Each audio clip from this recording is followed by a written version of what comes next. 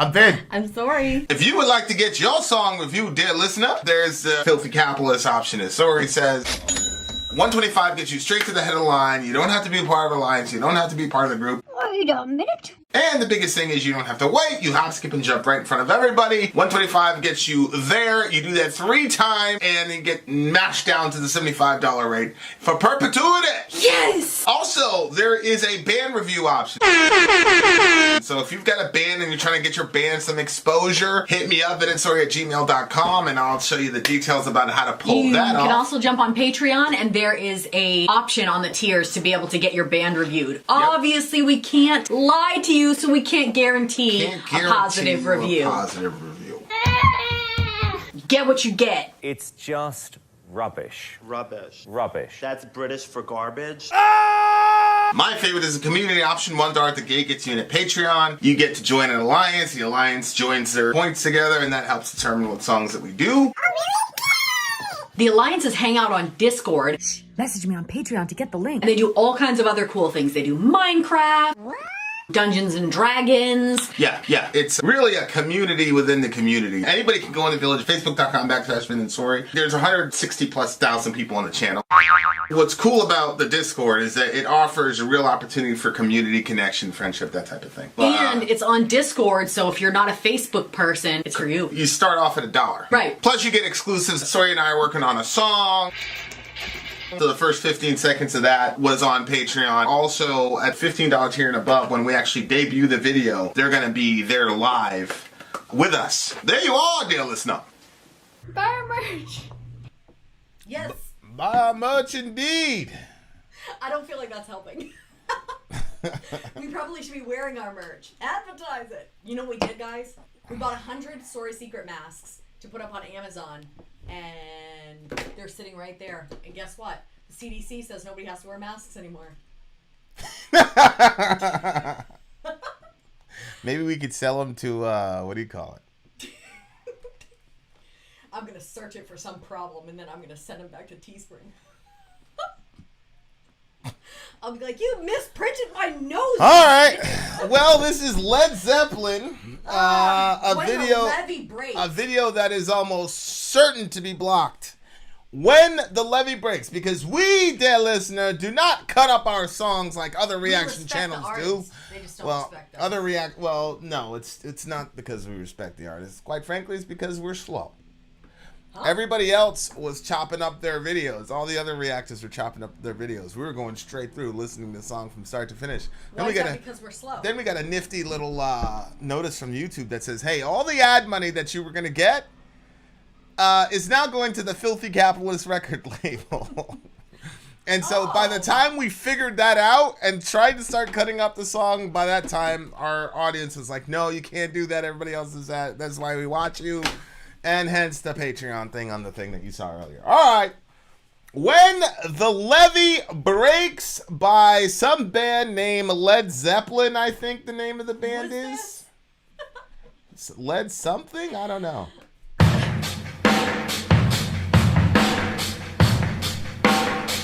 Old drama.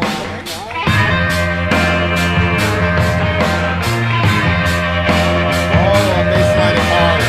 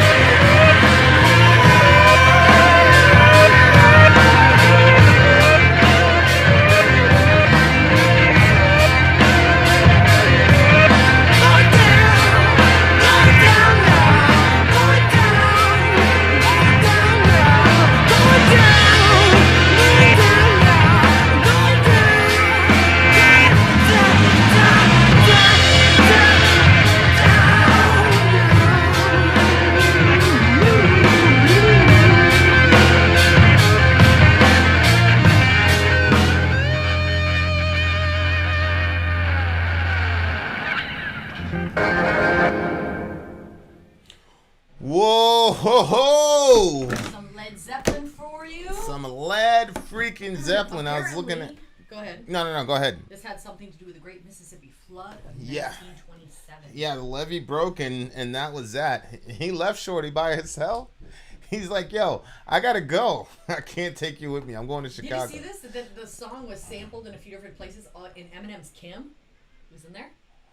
Really? Yeah, I don't know. I mean, I heard the song, but I could see that happening. I was looking at a couple things. They were saying that like the studio was haunted, and that the garage they did it they in. slowed down the instruments and at like half speed, and then the It was only one person that was whatever. at regular speed, I guess. Yeah. So wait, That's I didn't interesting. get that part where he left her. I'm Yeah. going to Chicago, but I can't take you. I'm going down. I can't take you. That's nice. That bass line was so hard at the like. When I That's got to be such a frustrating thing to happen, though. what When a levee breaks, especially when you find out they didn't follow protocol. 1971. That song came out in 1971. I'm You know sorry. what What were you annoys saying? me What were you saying? is Because when I do something that has anything to do with potential danger, I'm like overboard on it. So if if you have to wrap the tape around the electrical cord once, I'm going for 3, 4, maybe even 5, because I want to make sure it's safe. If I was working on a levee, there would be no corners cut and everything would be done to the point of excellence or better. Like when you hear that they like cut corners and stuff so that way they could cheapen the levee, and then they put Is that what happened? Well, I'm assuming. I mean, they were that- talking about a levee. That's what happened with Katrina. I'm not sure that that's what happened with Mississippi, though. Yeah, I don't know. When they talk about a levee, and you put a levee, and then you put all these houses down there, like that thing should be friggin' unbelievable. There should be no corners cut. Yeah, Nothing I should agree. be cheaply done. And I would tell you what, I don't care how fucking cheap that house was, I would not move into an area like that. Never. Yeah, then you couldn't live in, what was it, St. Louis? I don't care. Where did Katrina happen? Yeah, I think it was St. Louis. No, it was a place by Texas that everybody went to when I was in Houston. New Orleans. It's New Orleans, Louisiana. There I it don't is. care. I'm not going to live there. I'm not going to live where a Louisiana. levee could break, because you know what? The older I get, the more I realize, like when you're a kid, you feel like there's actually experts. Like there are people that are basically infallible, and when they do their job. I think with you, it's like you want a guaranteed outcome. And if there's not a guaranteed outcome, you feel like there has to be somebody to pin it on. Mm-hmm. And for me, I'm more like, yeah, I would like you to be excellent at the levee, but at the same time, like, I don't look at that as a guaranteed outcome. I think there's just so many factors. Like, what if there's a flash flood? What if there's a weather system that you couldn't? That's why the levee is you supposed couldn't predict. to be extra built, and you're supposed to say, okay, if we're only going to deal, let's random. Do you number. think you could make it foolproof? We're only going to deal with 10 feet of water.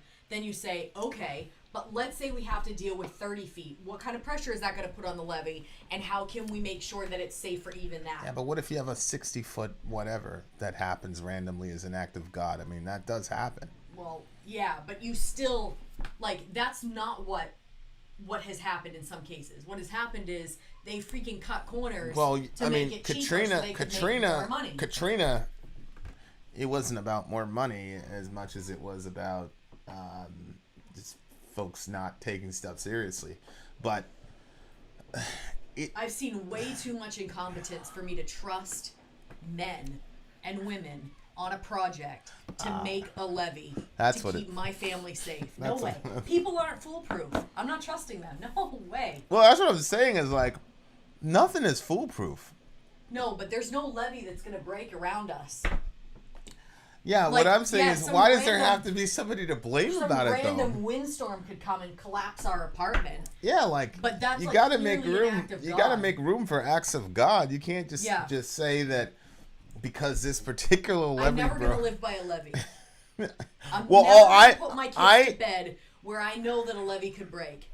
It's not going to happen. Yeah, I don't think I don't. Yeah, I And I, don't think care what the deal on the house is. I think how it'd many be rooms are intolerable. perfect. Yeah, it would never happen. Yeah, I think you'd be intolerable living It's in not that, gonna in happen. that place. Not doing it. And I wouldn't live there because God forbid something happens, you would absolutely blame me for it. So I wouldn't You live wouldn't there. even fight me on that. But no, I wouldn't even fight you on it. But there's lots of things I don't fight you on. You just don't realize it. But this guy's not fighting with Shorty. You make it clear. This guy's not fighting with Shorty either. He's out of here. He's going to Chicago. Yeah, but that's different. That's not it's like listen. And this was after everything broke. Stay in Mississippi. Yeah, he's like, listen, I'm going. He's like, yo, I'm out. We had a good time, but it's over. If it keeps on raining, the levee's gonna break. Man, that must be a very difficult emotion, bro. Like, you're watching that shit happen, and there's nothing you can do about it. That must be a really scary emotion. Oh, okay. Wait a minute. Yeah, but I think that this is a double because it says if it keeps on raining, the levee's gonna break, and I think it's a double for like the rain is like the issues in their relationship, and if it keeps going, like it's going to break. Like the relationship can't withstand it. And then he says because he said, like at the end, last night I sat on the levee and moaned. All last night sat on the levee and moaned, thinking about my baby and my happy home. Oh no. Oh, or ho-ho or whatever. I'm going to Chicago. Like, I think he was sitting on the levee and he was, like, talking, like, thinking about it. Like, oh, we have everything because he's on the levee right now, so it hasn't collapsed yet. But I think it's a double. I think, yes, it's about the actual Mississippi one, whatever. But I think it's also talking about their relationship. And it didn't withstand all of the rain. You're probably right because it says when the levee breaks, you got to move on. Yeah. So no crying. Crying won't help. Praying won't help. And yeah, it's probably a double entendre for. That's a good one. But again, that must be a pretty hard experience, man. To just look at that levee and know like this thing is capable of 30 feet, and you're like, man, when that rain keeps coming, that thing is gonna erode that thing. We're gonna be fucked when this thing is like. That must be a really crazy feeling, bro. Like, ugh. But you're probably right. That happens relationally too, like where people just see. You feel it. Like they that was just my ex. Like you could I just pretty much. I was just like, yeah, this is. You can just tell, like you've hit an event horizon, and there's really a point of no return here, because sometimes, yeah, and it does kind of function. It's interesting because relationships do kind of function that way too. It's like. Because what takes out a levee is millions and millions of drops of rain. Like, one drop of rain by itself really isn't going to cause a lot of damage. 10 drops of rain isn't going to cause a lot of damage. There is a straw that broke the camel's back. But so millions and millions and millions over time, there was one that was it. That's it. That's the one that cracked it. That's it. And, it's really interesting. Relationships. It can be really small, too. The last straw. It can be like... Yeah. People be like, why? I mean, that's what happened. That's what happens with me a lot, is that, like, I have such a high tolerance for stuff, but then I also, like, when it's done, and there isn't really a lot of warning signs. There's no warning. Because I don't do a lot of build-up. Like, no, there's no warning. You know where I got that from? It was, like, when I first came to New York, and all dudes were like, oh, we're going to fight, blah, blah, blah, blah, blah. I'm like, I bet. But there was just a lot of you know what I mean? So I remember it was one. I observed one conflict with somebody, and I just said I'm never gonna do that. If I have a problem with somebody, I'm going. Like, that's it. Period.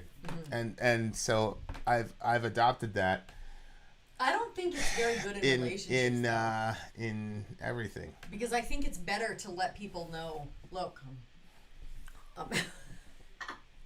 I'm having a bit of trouble with this here. Because the thing is, with you, you're like, you can be hard to read in the sense that you're not, like, he'll laugh sometimes when he's actually really angry. Which usually I can tell when you do that laugh now. Before I used to think, oh, he thinks it's funny. And now I'm like, no, that's not a real laugh. Well, it is real laugh. Because I do find frustrating things funny. And I mean, I don't know. It's a real laugh. It's just what laughing normally communicates with most people does not communicate that with me. He's not having fun. In certain situations. But yeah. But see, here's my thing. My thing is, why do you have to do all this building up stuff? If you just say, listen, I don't like when people step on my left toe on Tuesdays. Why does there have to be a big giant buildup? Why can't you just say, oh, he doesn't like his toe stepped on Tuesdays. So somebody keeps stepping on that same toe over and over and over again. So eventually I go, you know what? I'm not going to be in the same room with you.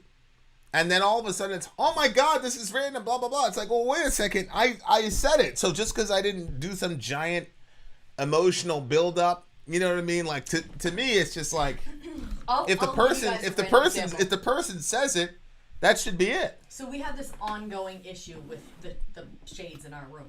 So obviously, Oh, Lord. we live in an apartment complex. Oh, Lord. So there's windows everywhere. Like in your apartment, you have your windows, but then when you look out the window, you're seeing like 15 other apartments or whatever.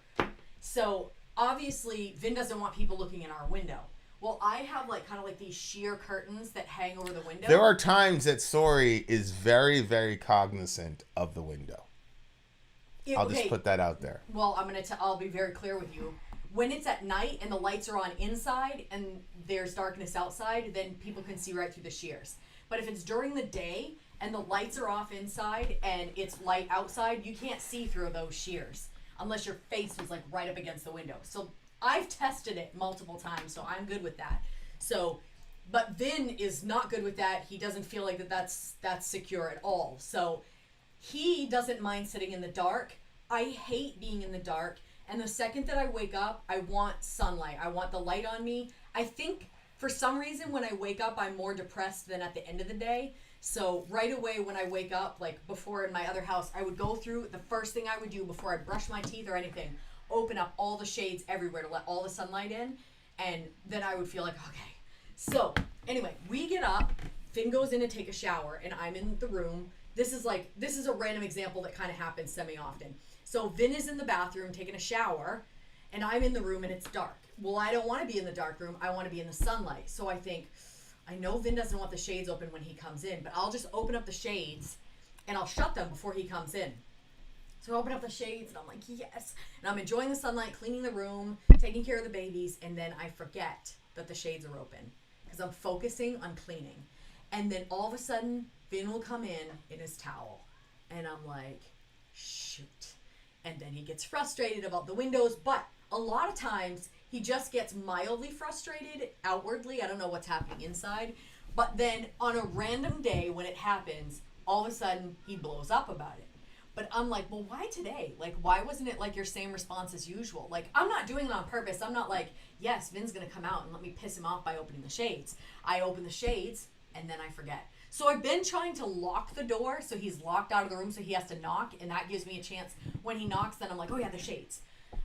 But it's stuff like that. So then all of a sudden, he'll be like, Vin is like super patient until he hits a point and nobody knows where that point is. And then all of a sudden when he's at that point, forget about it.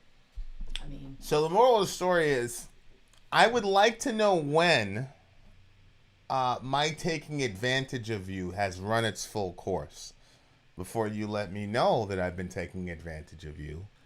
I'd like to know. I'd like some build up as to when I can ignore you and, do my thing is really the translation. When you see in the video, and you're a bad guy. He throws the trash around the room. Like he'll empty something and he just throws it. You'll see it in multiple videos. I'm like, stop throwing trash around the room because I'm the one that cleans. Please show us these multiple videos. It gets very annoying. Provide the multiple videos, guys. They are there. Provide them.